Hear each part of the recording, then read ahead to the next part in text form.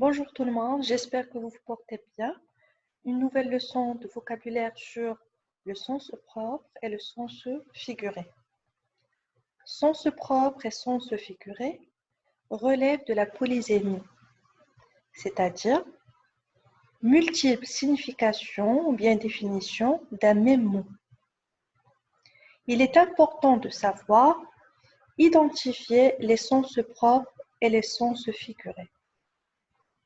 Pour bien comprendre une phrase ou un texte et pour mieux s'exprimer, notamment à l'écrit, surtout en expression écrite. On va commencer par le sens propre. Alors, le sens propre désigne la signification ou bien la définition première d'un mot, celle qui se rapproche le plus de son étymologie.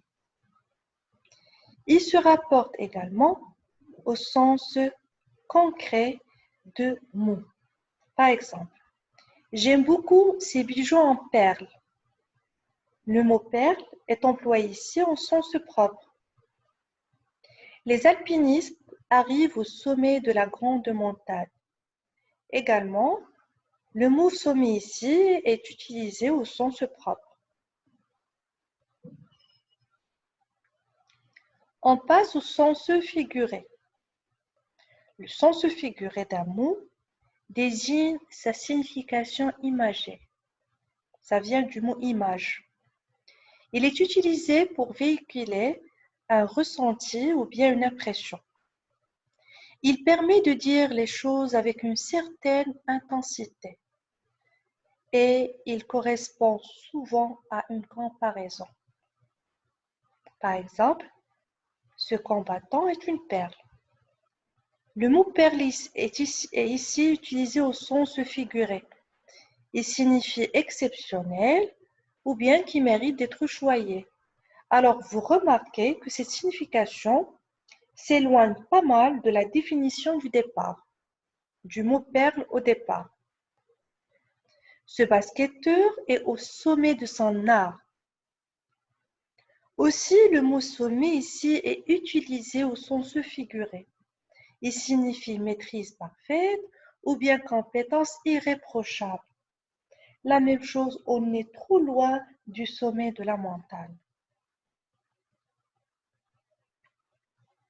On passe à la pratique. Voilà des exercices en relation avec la leçon. Alors, la première consigne, souligne les phrases dans lesquelles les mots en couleur sont au sens figuré.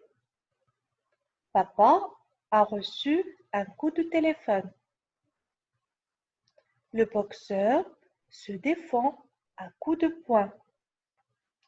Ahmed donne un coup de main à son grand-père.